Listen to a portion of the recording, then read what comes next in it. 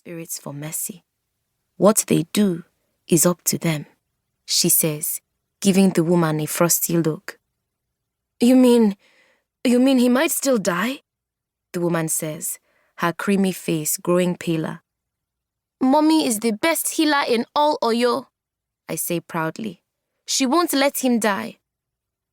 The woman shrinks from my gaze, busying herself with loose threads on the waistline of her silk dress, arrogance driven away by fear. Turning back to Mommy, I hold out the cracked bowl without a word. I know what she would say, why she didn't bother responding. Just because we don't understand others doesn't mean they deserve our ridicule or hatred.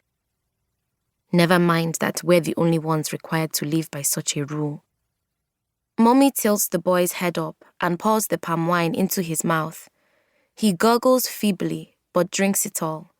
She lays him back down, and I fetch the palm oil and salt from the cupboard. There are only a few drops left in a jar of palm oil that was supposed to last 6 months. Too many healing rituals. Harmattan season is upon us, and it's dry. Sandy winds drive children into the forests like a traveling musician draws crowds. The Azisa come during Harmattan, guiding hunters through the thick underbrush, flying from tree to tree. One child they choose will have a wish granted, so even with the prevalence of Okonkwo bushes near Azisa tree houses, children flock to them all the same.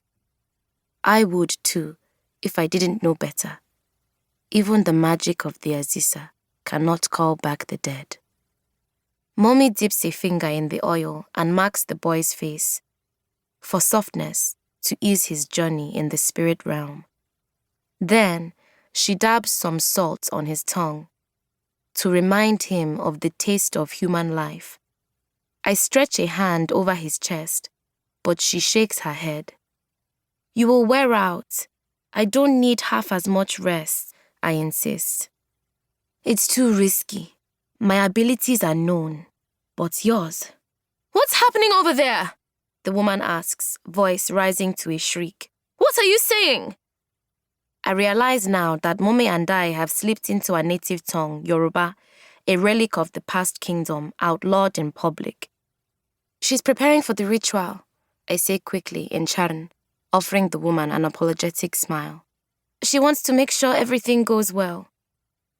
The woman narrows her eyes. If anything happens to him, I'll make sure you rot in Mascon prison, where you belong. I draw in a breath, feeling as though I've been slapped. You should be first to die then, for letting your child fall ill in the first place. I want to scream in her face. The woman spits again, and it takes everything I have to hold myself still. Mascon, Adalu.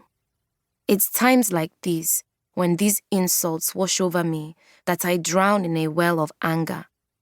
There are so many words for what we are, words sung over me like a lullaby of curses since my birth. The message is the same. We are not human. We are tainted, tools to be used and discarded. It never changes, this ugly dance. This woman no doubt came here for the winter festival, perhaps to meet a friend she hadn't seen in many moons, or even a lover. Wealthy Ain guardians like her flock to Oyo like crows settling on a corpse. Celebrations here are cheaper. The people willing to bow when they see a light-skinned face. They are ready to worship, and Ain guardians crave worship. When they run into trouble, they look to Mommy and me. They're willing to pay so dearly for illegal magical help, from curing boils to saving an infected leg. But after, when it's time for drinking and dancing, they remind us we will never sit at the same table. We are dead wood, cut down for the fire that warms their cold hearts and hateful faces, whittled into the benches they sit on. They beat us, insult us, and expect us to keep serving without complaint.